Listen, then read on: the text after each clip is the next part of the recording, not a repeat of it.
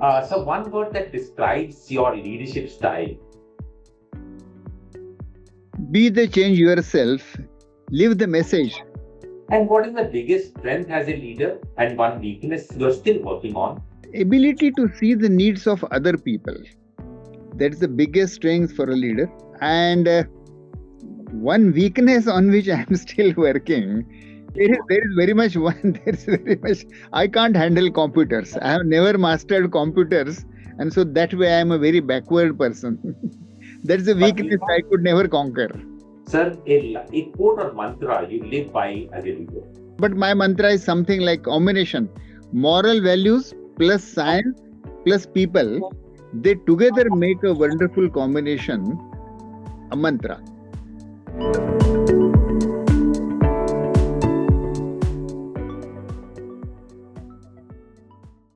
A very good morning, all of you.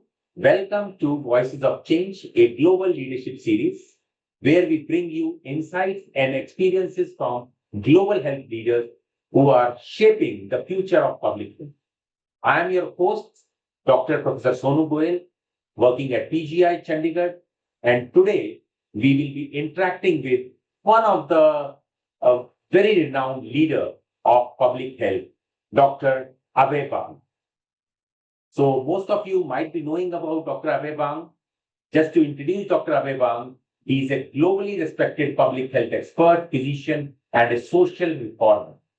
In 1985, along with his wife, Dr. Rani Bang, he co-founded SEARCH, that is Society for Education, Action and Research in Community Health in Gadchiroli, Maharashtra, one of the most underserved regions in our country, India. He grew up in Sevagram ashram of Sri Mahatma Gandhi, whose values and philosophy deeply shaped his life as well as work. Dr. Bang earned his MD in India and later pursued Masters of Public Health at Johns Hopkins University, where he was among the top performers. Dr. Bang has been part of social movements since his student days and has dedicated his career to bringing healthcare to the underserved rural communities. Together with Dr. Rani Bang, he developed a village-based healthcare model that has influenced national and global health policies. Their research was among the first to highlight the hidden burden of gynecological diseases among rural women and demonstrated how pneumonia and newborn illnesses could be managed by basic trained village healthcare workers. The home-based neonatal and child care model, which has reduced the infant mortality rate in Gadchiroli district from 121 to 16, was later scaled up at Indian level nationally, reaching over 11 million babies through 8 lakh Asha by 2017. Beyond healthcare, Dr. Bang has led impactful campaign against alcohol and tobacco use in Gadchiroli district and including a Mukti Path initiative which influenced policy change. Dr. Bang has authored more than many research papers, including 5 in Lancet, and his work on newborn care was selected as a vintage paper. He chaired various Government of India's expert committees on tribal health and has helped produce first comprehensive national report on the subject.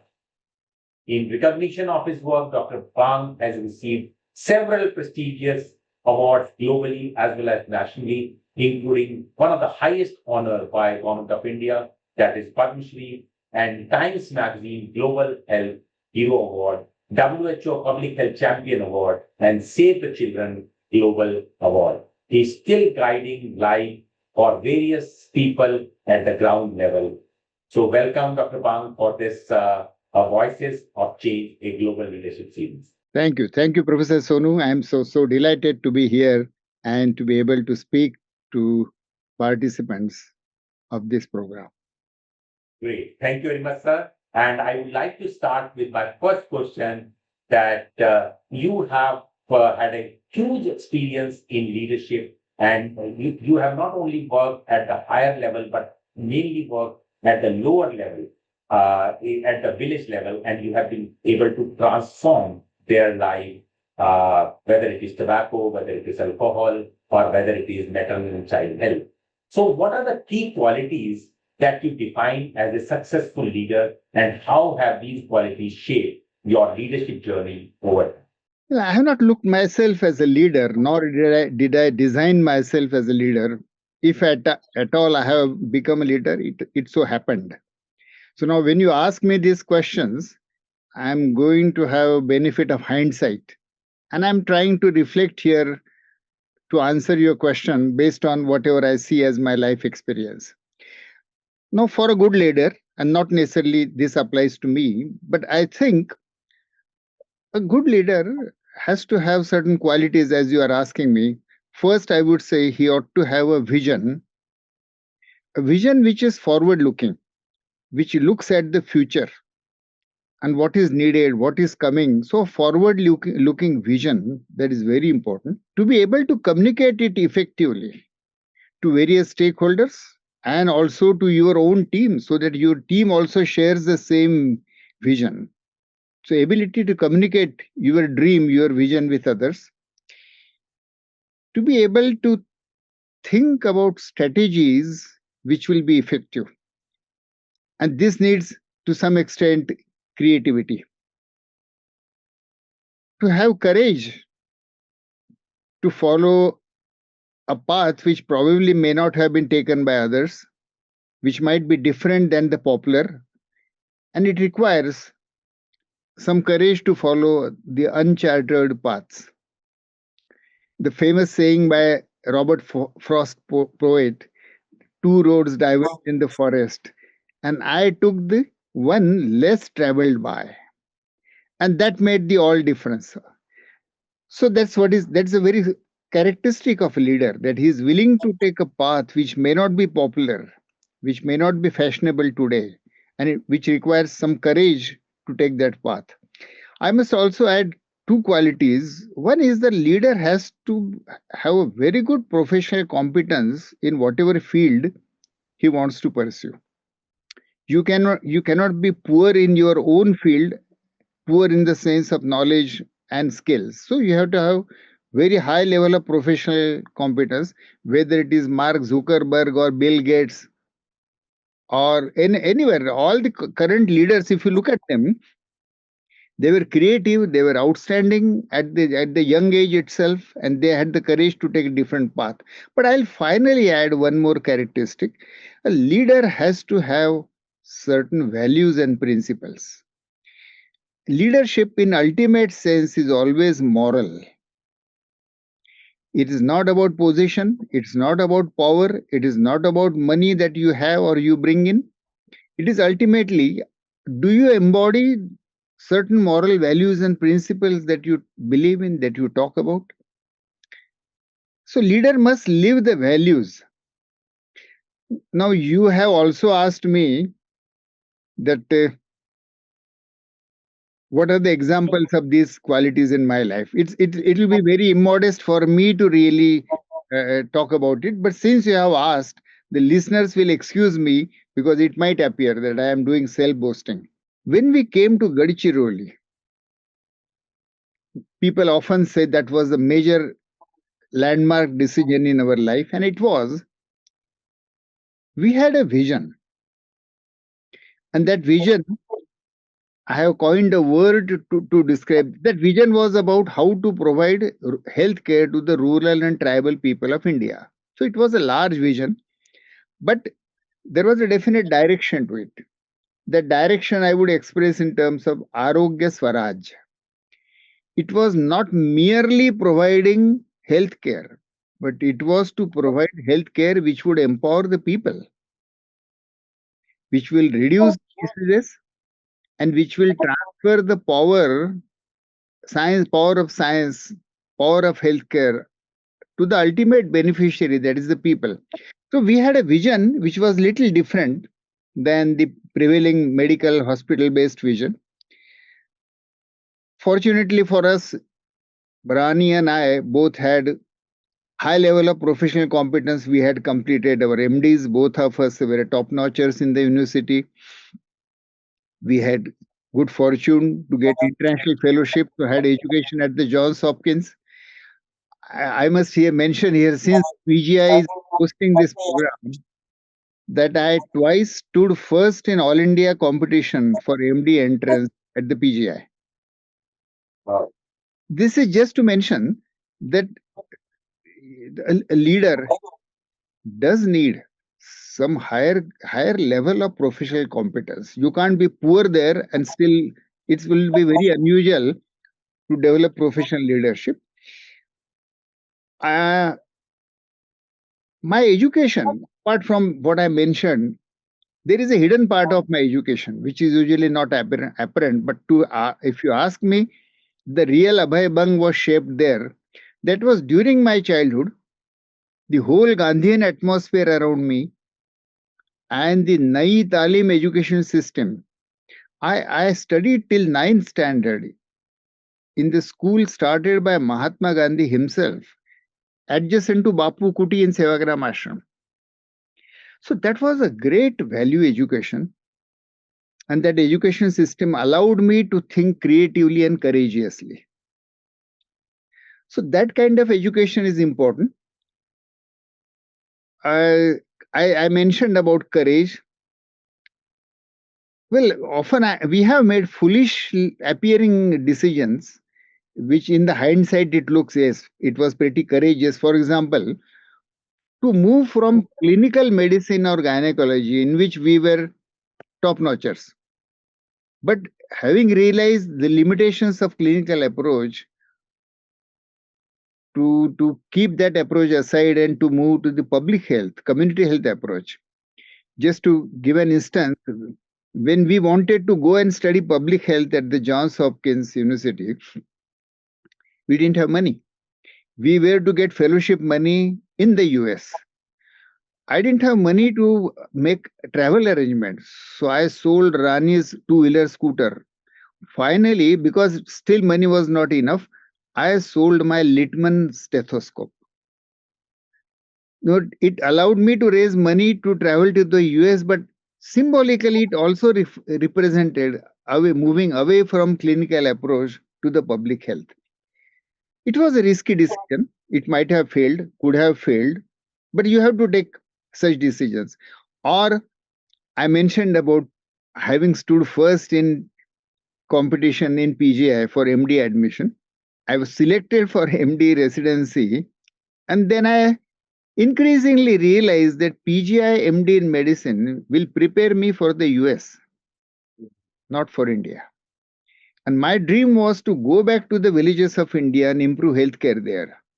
So after a lot of internal struggle, I decided to resign my MD from PGI. Now, this kind of foolish, at that time, foolish appearing decisions shape your life. And what might be our one more supposedly courageous decision was decision to go to Gadchiroli. Gadchiroli is very backward, risky area, tribal area, forest, Naxalites, tigers, malaria, malnutrition, ignorance, full of every problem that can exist. And still, we felt that it's better to go where there are problems. So, and then finally, you asked me about example, but actually, what Gandhi said has been the permanent guideline principle for me about the leadership. He said, be the change yourself. And I must tell you, that is the most difficult. It is easy to think about medical and public health research or making medical diagnosis, and you can boast yourself, but to live what you are preaching and become the change yourself is the most difficult. But a leader cannot be a leader unless he lives what he says.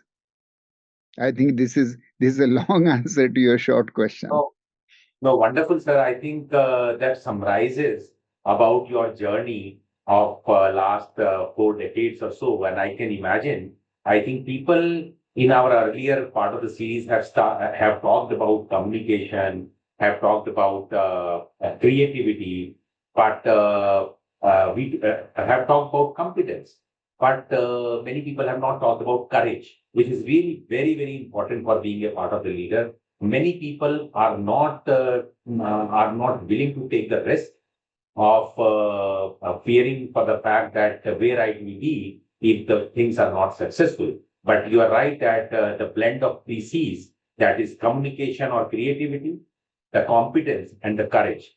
These are the three things. And last thing, the fourth C which you have told about is about creating a change or be a change yours.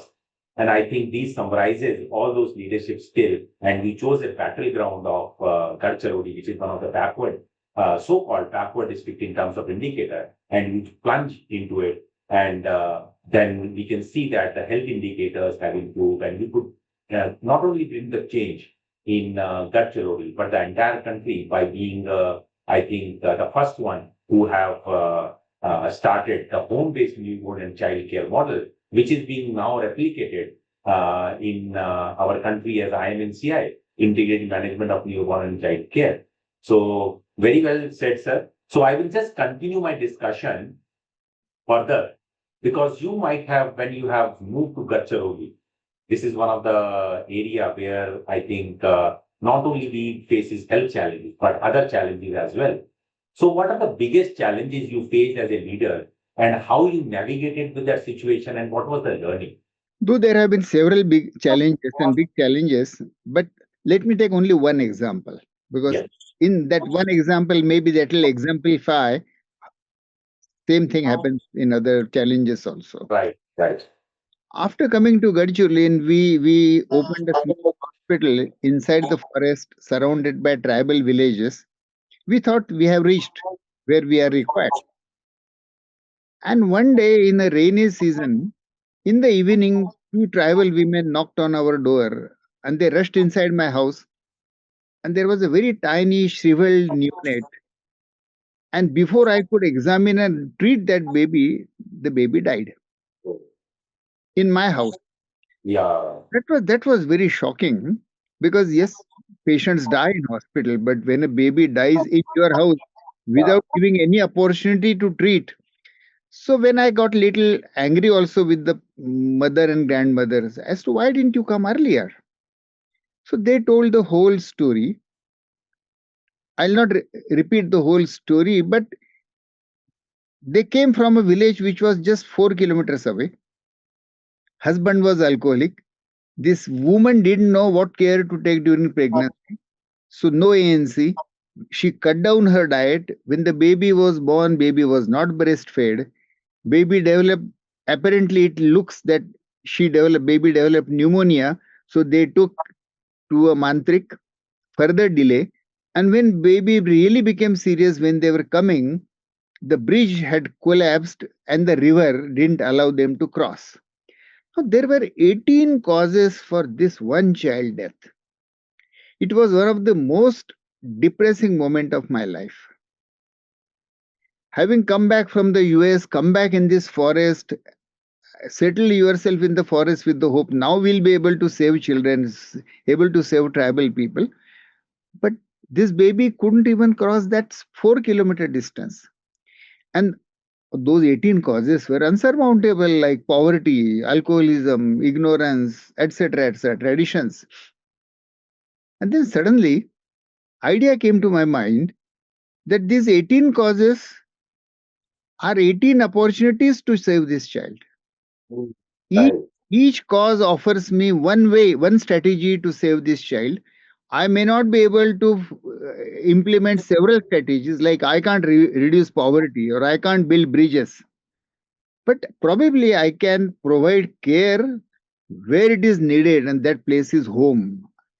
I cannot sit in a hospital 4 kilometers away. Even that 4 kilometer distance is impossible for the newborn baby.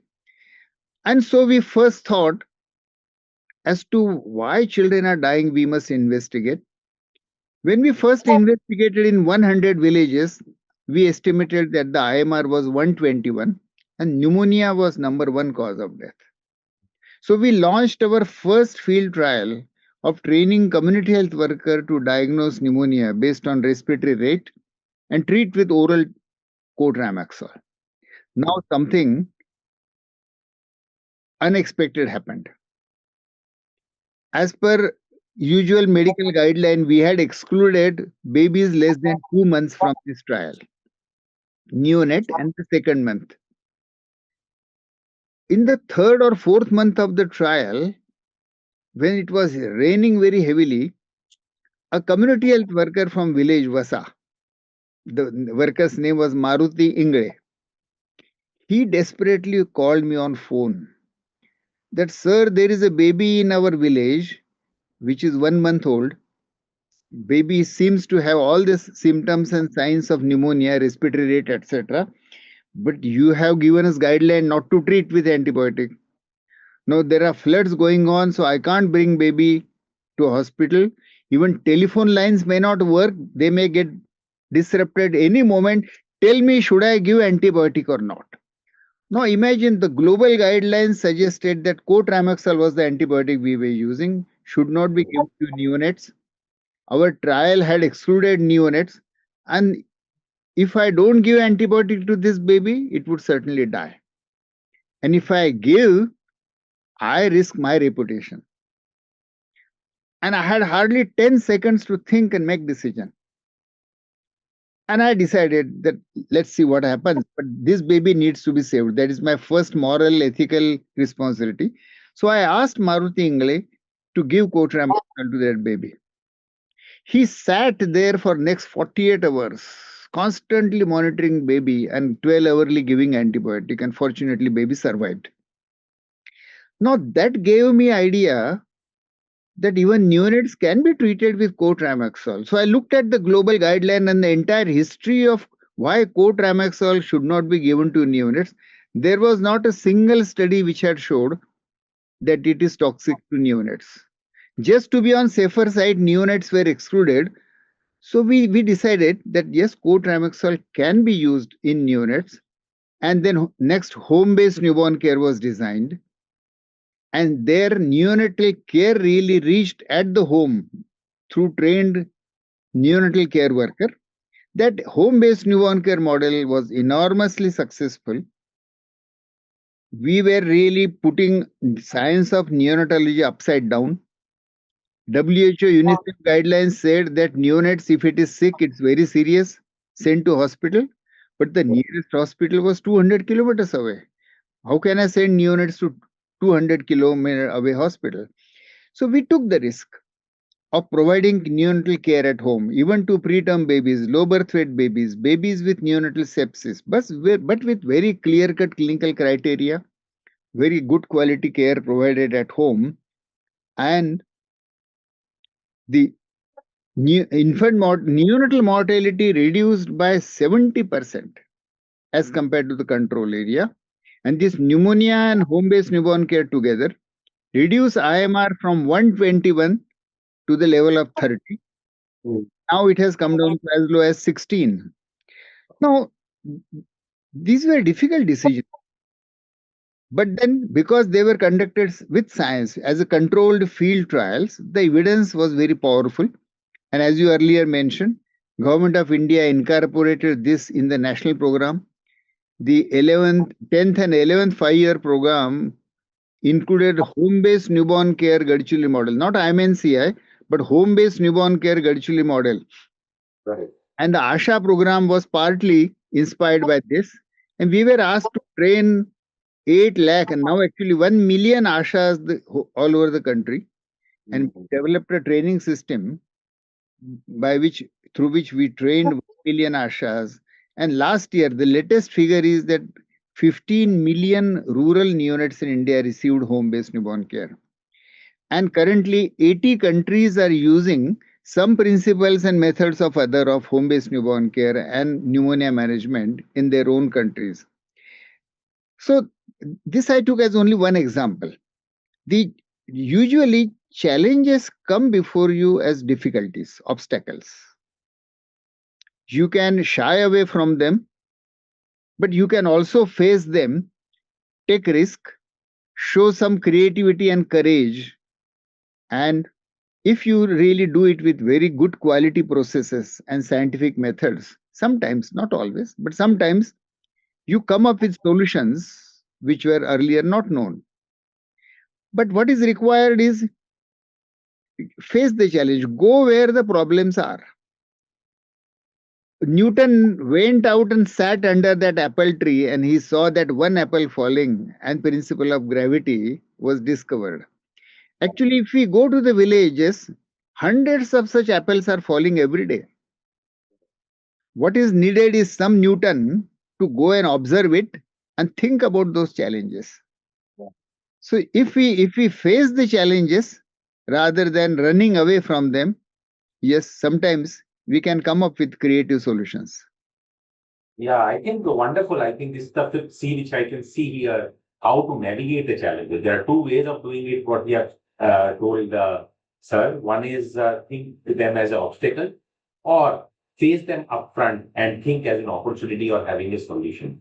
I think if a leader think them as a challenge, think challenges and the opportunity to do something, I think and have the observational skills to see all those challenges, I think he or she can be successful. And one of the things you have told that tough decision making. So I think that is really important because sometimes people are susceptible to taking the easy decisions or not taking decisions. So I think the leaders should not shun themselves from taking tough decisions sometimes or difficult decisions sometimes. And morality, you have also shown that during the case that whenever you are taking the decision, the first thing should be there in the mind is the moral values. I think that should be the first one. And then I think about it. So a lot of lessons when you are facing the big challenges in your life. So one thing, sir, because you have told this as a risk as well, because you have faced this risk. So you might have done some mistakes, which you might have, because as a leader, when you are taking all those tough decisions, so sometimes the mistakes are bound to happen. So how those mistakes have shaped your leadership approach or the mindset going forward? Well, we have made hundreds of mistakes. So the whole day will be for repeating them. But let me take one example, which is a landmark mistake that we did. We reached Gadchiroli. In the third month, a girl was 8-year-old tribal girl was referred to me as a suspected case of heart disease. I happened to have MD in medicine, so case was referred to me.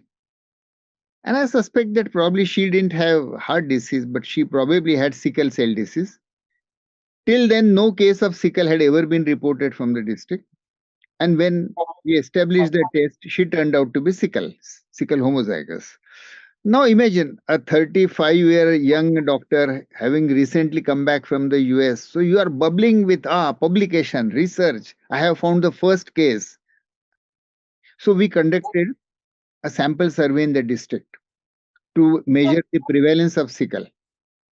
So we found that less than 1% population had sickle homozygous, but 15% population had sickle gene heterozygous. We got publication out of this study. Maharashtra government gave me my first award of life, Adivasi Sevak Puraskar, for this research. Maharashtra government announced a tribal medical research center to be set up in Gadchiroli. It didn't happen. So we went back to tribal leaders saying that that center should be started in Gadchiroli and sickle has been found here. So tribal elder people looked at us very blankly and they said, Doctor, did we ever tell you that sickle is our problem? You came and asked for a drop of blood. We thought, why discourage this young doctor couple? So we gave you a drop of blood, and that's all. We have nothing to do with this disease that you call sickle. You discovered it, you solve it. That was the very rude but first lesson in public health, that we should not conduct research on the priorities which excite us. We as medical doctors usually think about publications, conferences, and PPT presentations, and audience clapping, and journals, etc., etc. But then what happened? This sickle cell research didn't lead to anything. I might have got the award and publication, but it didn't make any difference to the life of the people. And people were very wise in saying that this is not our priority. They didn't use the word priority, but they said दूसरे बहुत problem है हमको doctor साहब, ये आपने खोजा तो आप सॉल्व करिए, हमको कोई इससे लेना देना नहीं है. So we learned a hard lesson. And Rani and I decided since then that we will never conduct a research which directly or indirectly doesn't help the people on whom you conduct the research. Yeah. Then I extended this idea further and I realized that actually most of the research we medical or public health researchers conduct, I would describe that as research on the people. Mm. People hardly understand it. क्यों कर रहे हैं, क्या कर रहे हैं, आप doctor हैं, आप कुछ ब्लड मांग रहे हैं, लोग दे रहे हैं. So it is research on the people. It gives, it either provides me grant support or it gives me publication or it enhances my career. But what about the people? They hardly participate. They hardly get anything. So I have created a 4-layer framework that from research on the people, which our research on sickle cell disease was research on the people. It didn't benefit people. So from research on the people, we should move to research for the people. From there, we should move to research with the people. And I am hoping that their day would come where research by the people. People would become researchers, but that's a distant dream. So this particular error of conducting research on sickle cell disease, which did not help people, which people did not need, changed our research approach. Right. And from research on the people, we moved to, I can say so far we have reached up to research with the people. Most of the research that we do here in Gadchiroli, including child mortality, has been done with people's participation. And the intervention was delivered by the people. People benefited, people understood it. So today, out of the 39 villages where we conducted this home-based newborn and pneumonia trial, 32 villages are child death free for the last 3 years. Wonderful. And in each of these 32 villages, there is a big display at the entry of the board that we are a child death free village. So people take pride that we have become child death free. That I would call research with the people. So wonderful. I think in a small area of Gadchiroli where all the health problems were there and people might be boasting now that we are child death free. So I think, and I really like the idea of shifting the mindset from on the people to for the people and now with the people. I think that's a really wonderful, and you have considered that mistake as your experience, which shaped your leadership approach or shaped your way of working. So wonderful, sir. I think I really like that thing.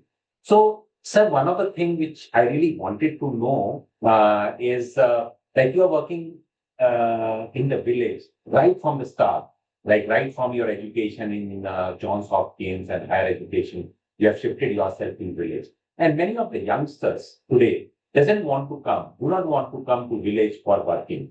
Like we have seen our master students, the PhD students, they don't want to come because they don't realize the fruits of coming at the village level. So you have a very good team which is working with you, and many of the interns used to come, and many of the workers now want to work with Dr. Abhay Bang and Dr. Rani Bang. So how do you keep the things motivated and inspired so that everyone who is working with you feels included, feel heard, and feel valued at your work? I think that is the power of Gadchiroli. And in that sense, that is the power of any grassroots. Exposure to the reality. And if you have open eyes, open ears, and open heart, exposure to reality is very moving.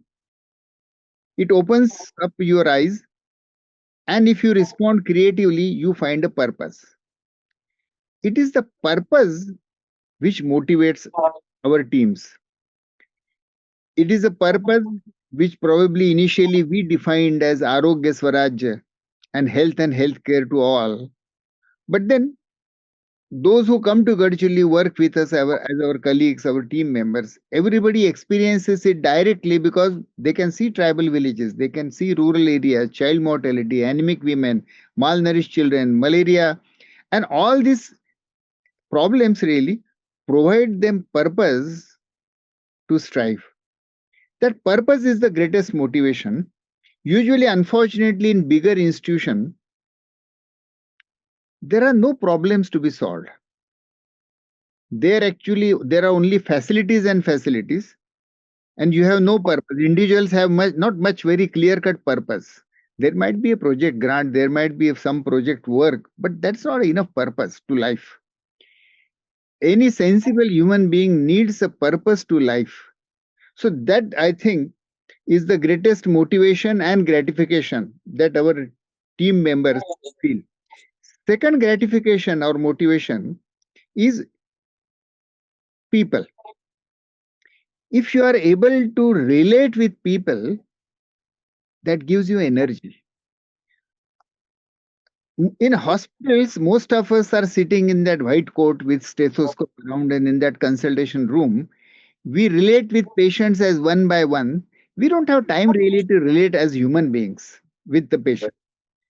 But when you go to communities and work with a defined community over a long period of time, you are relating with the people, their daily life, their problems. And when we really define priorities for search, we organize people's health assembly. And then we ask them, look, you won't believe, but we ask people as to what are the health problems on which you want that search should conduct research. And people, by way of voting, say these are the 5 problems which are still troubling us. If you can do something about it, work on these. And we choose that as our health research priorities. But that connects us with people. We organize Gram Sabhas in the villages to discuss what needs to be done for health and what is being done. So, participation with people. Third thing I would say, you need to motivate your team, you need to measure your progress. It might be failure, it might be success, but measure because progress always happens inch by inch. Your horizon, you don't reach your horizon every day. So keep on measuring your progress. There is the use of science there. And finally, the leader must be willing to admit failures. There are many fathers to success, but nobody wants to own failures. And in ultimate analysis, it is the leader who is responsible for every failure. Either he made a wrong decision, or he didn't pay enough attention to quality, or he didn't train his team members, etc., etc. And so, leader should be confident enough to say yes, I did mistake, I own this failure, I am responsible for the failure. And let me tell you, it is so empowering to the team members that leader is saying that yes, I am responsible, not you are not responsible. I asked you to give this and this medicine to this patient, it didn't work in this case, I was at mistake. So admitting failure and not pushing responsibility of failures on the team members, but on the contrary, giving credit for success to the team members. That is a very motivating. Wonderful, sir. I think again, after 3 C's, I could find 3 P's into it. The one is about the purpose. I think the motivation is about purpose. If people who are with you understand where we want to go, I think then they are motivated for that. And I think the people which you have said that relate everything with the people. And the third P is about the progress measuring. So how you measure the progress, I think, because when you measure the progress, they feel themselves motivated that we are going in the right direction. So that feels them motivated. And the last one, you have told that I think admitting failure. I think that's one of the big sense of motivation to people that if a leader admits failure and provide the success things to the colleagues, I think those who are working. So I think they feel motivated. So I think wonderful thing, sir. I think this is how we can keep motivated our team. So this is Dr. Abhay Bang with us, and we are listening to Voices of Change, a global leadership series. We'll come back after in the second episode with Dr. Bang shortly. Thank you.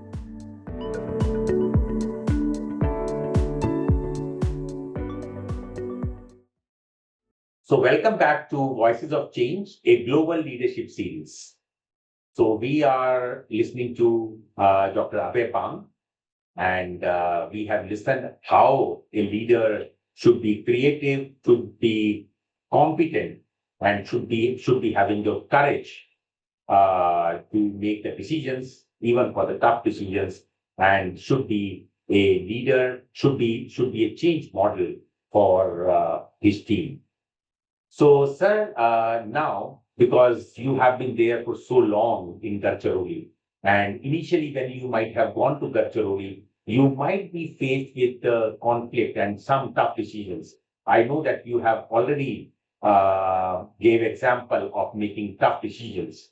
So, when faced with the conflict of tough decision within your team or outside your team with other stakeholders, how do you approach resolution and decision making in the way that embodied the trust with your teammates? Well, life is full of conflicts, so there are everyday small and sometimes occasionally big conflict. But let me again take one example of conflict where the issue was very moral and ethical, where the issue was also scientific, and where the issue was also, in a way, political. Hmm. It's very interesting. One year in Gadchiroli long ago, maybe in 1999, I suspected that the child mortality rate which are reported by government of Maharashtra health department are underestimated.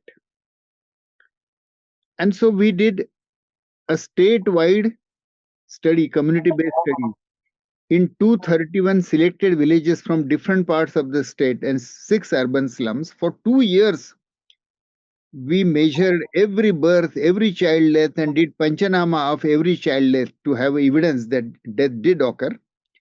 And then ultimately estimated, based on that, the estimated true child mortality in Maharashtra. Now, when the government of Maharashtra Health Department was reporting 30,000 child deaths per year, we estimated that these were 150,000 per year. And that report was published as, it was in Marathi called Kovali Pangar, जिसका हिंदी में मतलब होगा कोमल पतझड़, the shading of tender leaves. And that report rocked the state. Media, it became media headline that 150,000 child deaths occur in Maharashtra per year, while government only reports 30,000. Very naturally, health ministry was very annoyed. Health minister took it personally that it was to malign him, which we had absolutely no interest in maligning health minister. But then very naturally, there was a conflict with the health department at the state level. It created bad blood. Now, for me, the challenge was, should I abandon this issue?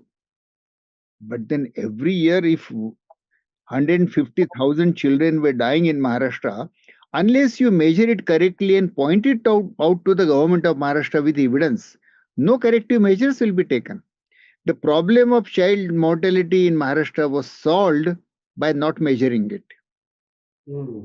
And so we insisted it. We published it in media. 3 times assembly questions were asked based on this report. And so finally, we had to, of course, resolve also. So how we did we resolve this conflict with the state? It was apparent conflict. We had no intention to have conflict, but the evidence was such that it created sort of apparent conflict.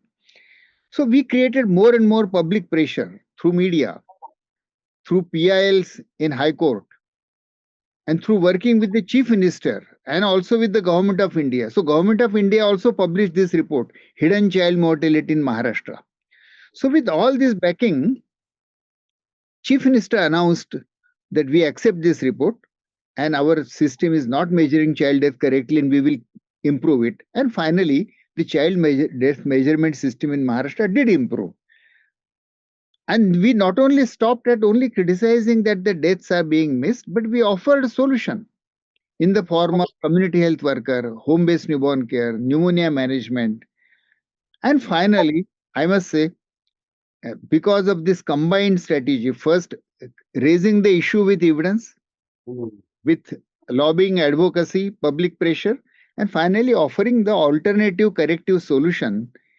Health Ministry finally, even in Maharashtra, credit to the Health Department of Maharashtra, that they forgot the initial what they thought was assault on them, but they forgot it, and they took surge cooperation to reduce child mortality in Maharashtra. We have worked with Health Ministry on several issues now. So there are these kind of issues which are inherent in the reality. Either you don't raise them because government may or may not like, or then you have to stand by those issues, but you ought to have evidence, powerful evidence to back it. And I just took one example, step by step, as to how the issue was raised, measured, backed, and finally resolved. So I think, sir, another example of having that courage, which you had, and another example of conviction, so which you again had, and again the competence, because you were very competent in designing the study, in implementation of the research. So I think all these three C's again work for conflict resolution. So that's another thing which we can find, that if you want to bring a change, so you should have a conviction and courage along with the competence to do that. Wonderful, sir. So now just coming back to the leadership style, because over a period of time, you might have seen that the leadership style might have changed. Your leadership style depending on the situation, depending on the change in technology, depending on the external dynamics or the external circumstance. So can you throw light on that, sir? Look, the basic change in your personality happens during your childhood. And so I'm really beginning that I grew up as a child in Gandhian movement with Vinoba Bhave, Jayaprakash Narayan in Gandhian ashram. So I always wanted to become a social worker. But then one day when my elder brother and I was 13-year-old at that time, we were passing through rural area, and both of us thought that no, we should decide purpose of our life. Looking at the villages around, we decided that we need to improve agriculture because food production was bad. This was year 1963, and health of rural people needs to be improved. And my brother said he would improve agriculture. So as a default, I had no other option. So I said, okay, I'll improve health of rural India. And my direction changed because then I had to become a doctor. And so I then, by making choice because of this, I went to medical college, studied, etc., etc. But from medical approach, we moved to community health approach, public health approach. From there also, from mere service and healthcare, we moved to research approach. As we found that the what could be the powerful strategy to change the current reality. So from medical service to community health, from community health to research approach, and from research to research with the people approach. We kept on learning as the challenges came, and we kept on evolving. And it's the reality which gives you signal that you need to change your approach. But if we are too much fossilized and we refuse to change, finally what happens is reality changes the leader. Because you are then ossified. You don't deserve to be leader. So we kept on changing even disease priority. When we went to Gadchiroli, malnutrition, child mortality, pneumonia, malaria were the priority. In 1 lakh population, we keep a population registry and record every death and cause of death. We could see on our dashboard and also in the people, community, that causes of death were changing and child mortality as it reduced, non-communicable diseases have emerged as a major cause of mortality. So now challenge is changing. So we need to change our strategies, approaches. And so we are now working on non-communicable diseases, not by treating them, because treating non-communicable disease is a endless solution. It never ends. So one needs to work on the risk factors which cause non-communicable disease. So we are working on reducing alcohol and tobacco in the entire district. Now, reducing alcohol is not a very fashionable issue nowadays. There is a glorification around social drinking. But as the WHO and Lancet and Global Burden of Disease study have shown, that the only safe limit of drinking alcohol is zero drinking. And so we have been working on in about 1,500 villages as to how to reduce prevalence of tobacco and alcohol consumption. So as the challenges emerge, you need to change your strategies, your approaches, and your priorities. Right. That is the role of the leader. Wonderful, sir. I think you have kept your vision in front of you and whatever challenges came across and how the things evolve around the disease priorities, the people's priorities.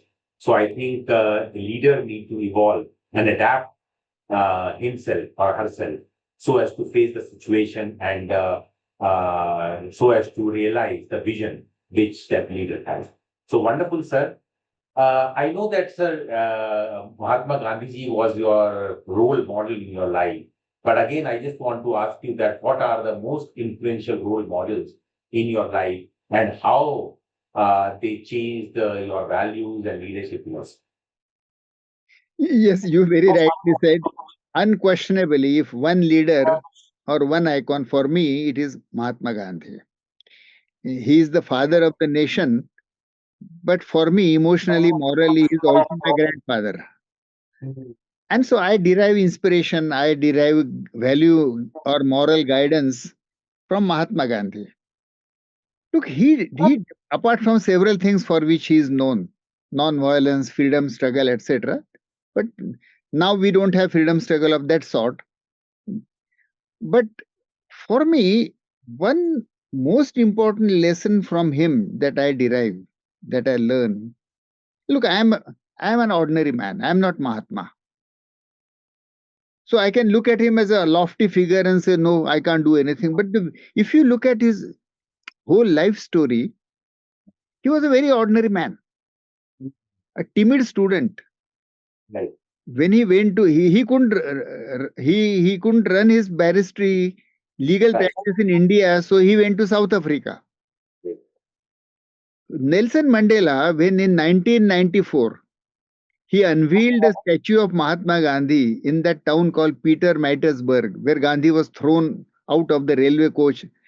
100 years after that event, Nelson Mandela unveiled that statue and he gave a beautiful lecture at that time. He said that Mohandas Karamchand Gandhi, you came to us 100 years ago, but we were ourselves slaves at that time. We couldn't recognize your greatness. But let me tell India that you sent a shy, stumbling, novice lawyer to Africa. 20 years later, we sent back Mahatma to you. So Mahatma Gandhi evolved in those 20 years in South Africa from that timid, stumbling, bumbling lawyer to a figure who could take on the British Empire. Now, an ordinary lawyer can become like this. So maybe I have some hope. I can also grow.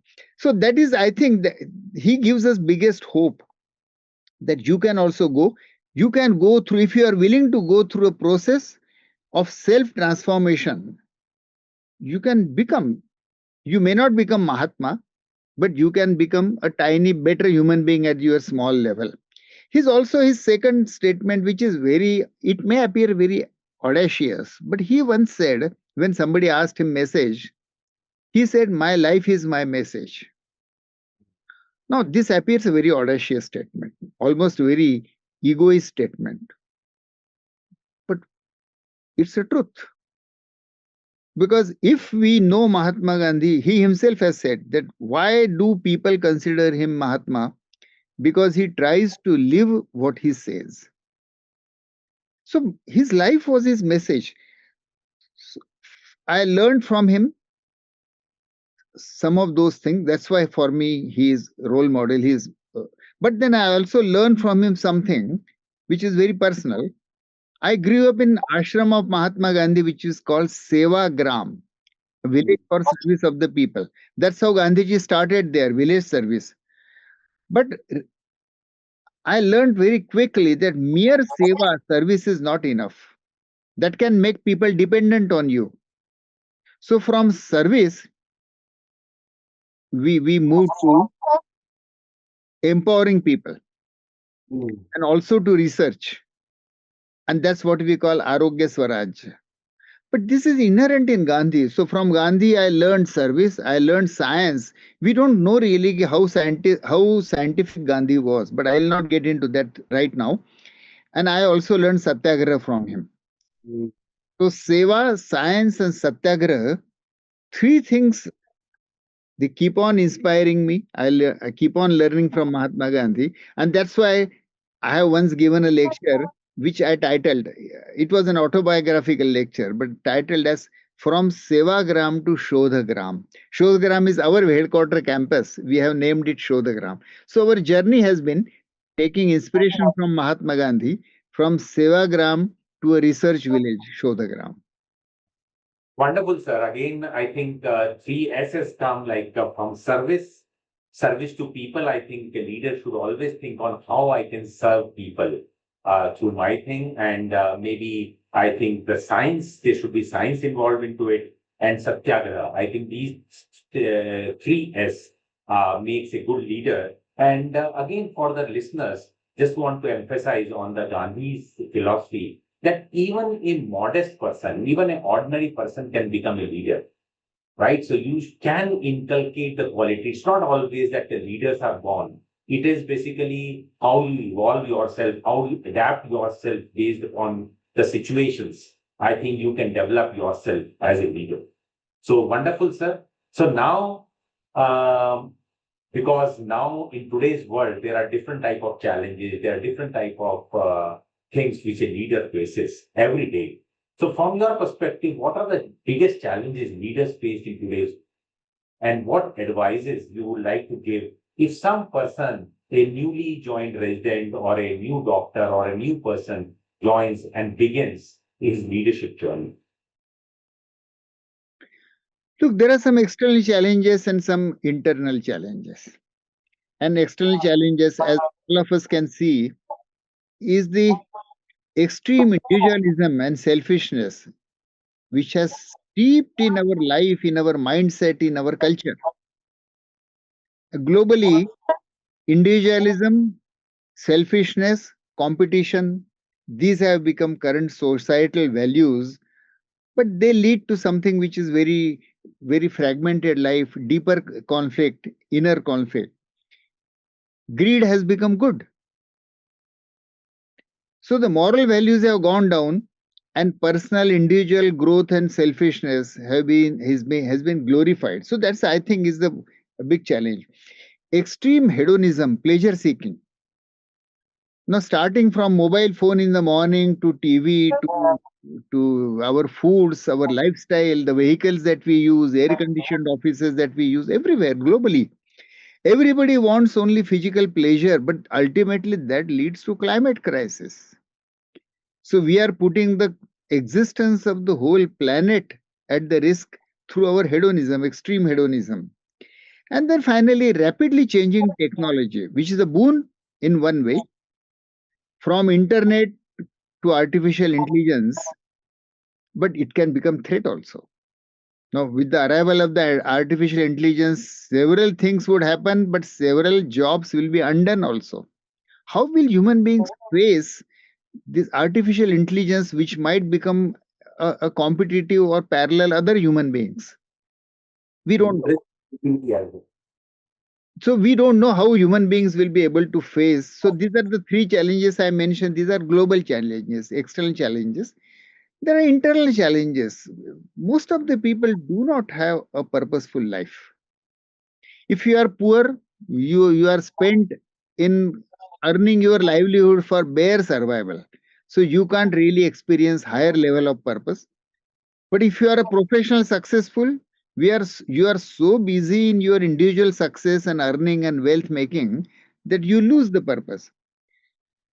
So my if you ask me that you asked me, so I am mentioning it. If I am asked today by a public health researcher or any person at the beginning of his career, I will say go for a purpose for life. Mm. You have this life only once. There is no once more to life. It is too precious. It is too invaluable because there is only one life.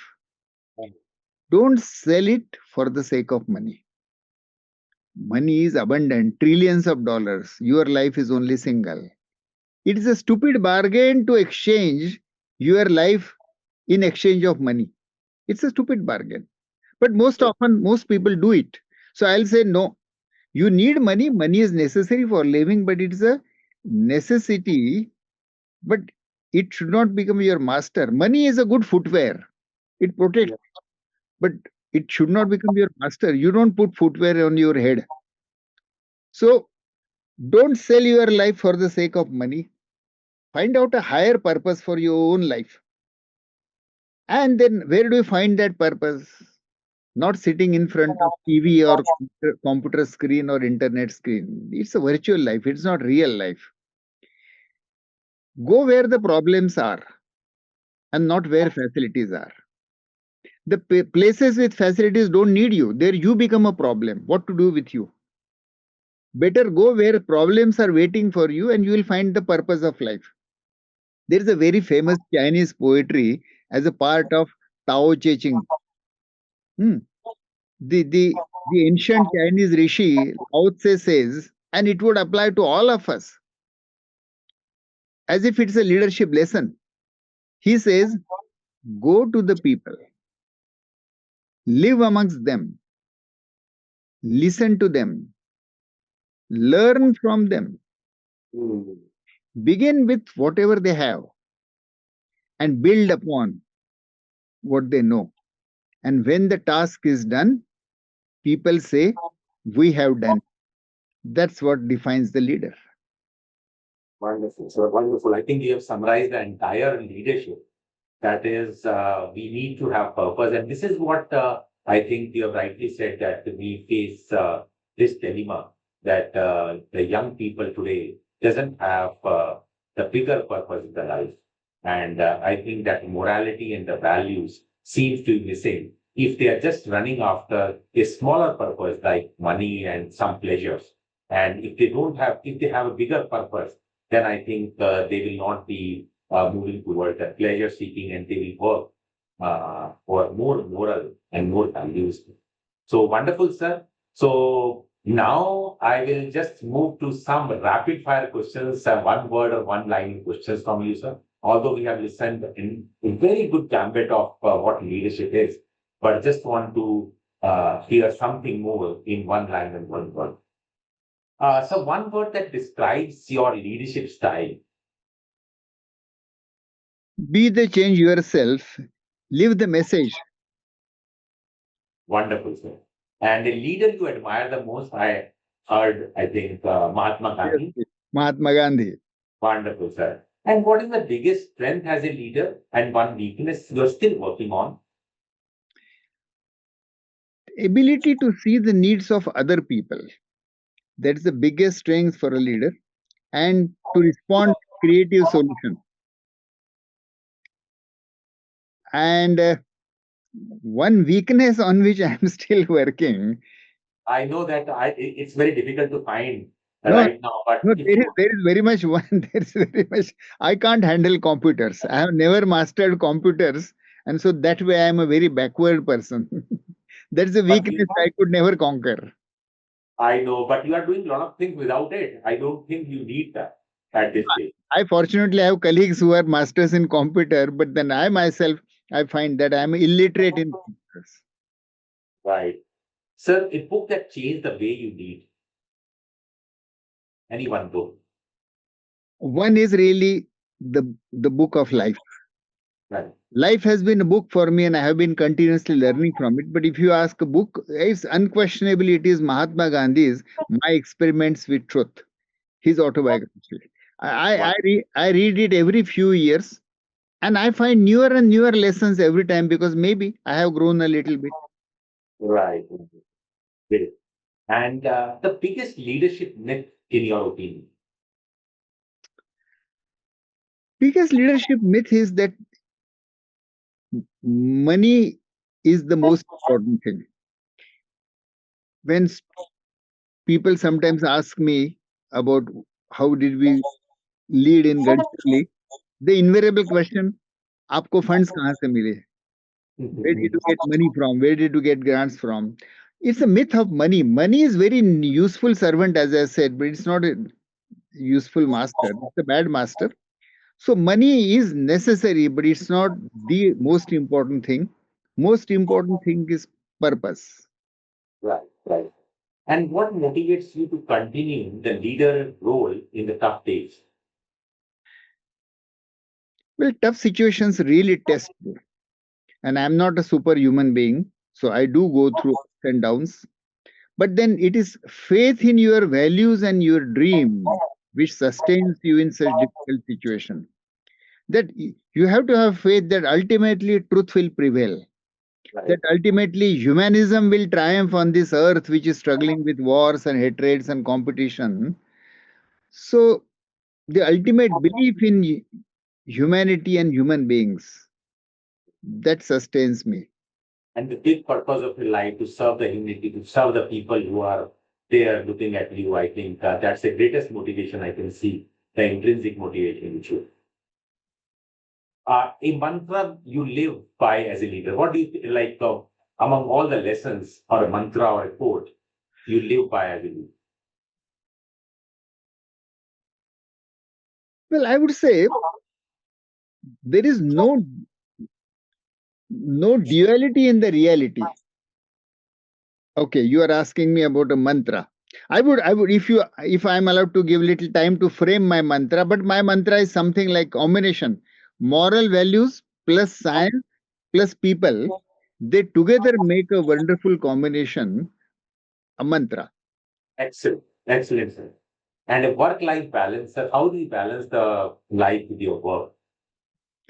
Look, I think it's a. I'm not blaming you, but I think it's a wrong question, and it's very often asked in the current society, Right. as if work and life, personal life, are in conflict with each other. We Okay. Yeah. see we see these as duality competing with each other. For me, actually, work and life are Advaita. They are together. They are integrated. Mm. My life is my work, and my work is my life, and I don't feel duality. I'm 24 hours. I'm living my life, and also I'm living my work. So, Right. to be able to see Advaita, non-duality, in your life and your work. Actually, bifurcating them separately is a typical 9 to 5 office, and then 5 to next day morning, TV and Right. eating, that kind of personal life. I think it's a wrong way to look at the life and reality. Wonderful, sir. I think I've never heard this type of answer before because if you love your work, integrate your work in the life, I think that then that duality will go and there is no balance as such, which Yeah. is required. A skill every leader must master. Listening to others, to the people. We are constantly listening to ourselves. We are all, in a way, egocentric. But you have to Mm. come out of that and listen to other. If a leader is one who leads other people, so if you don't listen to other people, how will you lead them? Listening to others is an important quality. Wonderful, sir. And most difficult part of being a leader? That is living up to your own morals. All of us talk about lofty things, lofty moral things, but when it comes to living yourself, that is the real test, and that is the most difficult. Wonderful, sir. And one value you would want to teach young leaders. Universal oneness. Today, the world is so much divided with conflicts, countries and states and languages and religions and castes and so on and so forth. But the whole humanity is one. And why humanity, whole universe is one. So we need to believe in that oneness of universal oneness. And one word your team would describe Dr. Abhay Bang. If I tell you that word, you won't understand. That word is Naina. Yeah. You know, what does it mean? It's a Telugu word.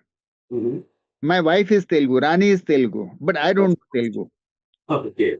And so our children, we use few words in our family. So our two sons, they call me Naina. Naina in Telugu means father. Okay.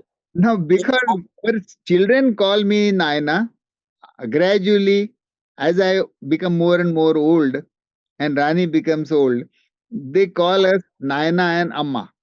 So they call me Naina. That's how I am known to my team members.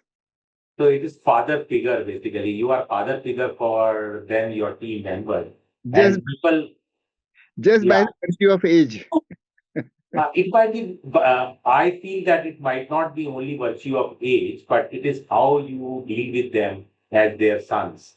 And if you believe working with them, working with the community, I think the people usually, I think, might have pronouncing you with this name. Such success in your words. Success is a bad word. In today's world, everybody wants to chase success, and then it may become like one day appearing in newspaper, or suddenly becoming a YouTuber or social influencer. So I don't want to use success in that sense. But then, if you at all ask me, I would say finding a purpose and incrementally progressing towards that purpose, and ultimately experiencing the inner gratification that you are a better human being than you were earlier. Growing as a human being is the ultimate success, which each one of only we can assess ourselves. So if you ask me success, it has to be in the inner yardstick. Did I did I improve a little bit? Am I a little better human being than I was? And that's my yardstick of success.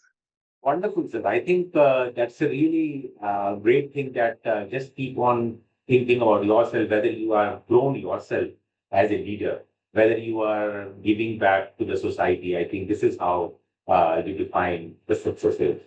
So wonderful, sir. So in this episode, we have heard a lot of good things from you. It's very difficult to summarize. It rarely happens for me that in such episodes, I was not able to describe the things which we have learned. But just to describe the entire episode in few words, you have told about few C's of being a good leader, that leader should be competent, but yet it can be an evolving leader. Like initially, you may not be that competent, but over a period of time, you can be a competent leader. You should have a courage to do the things.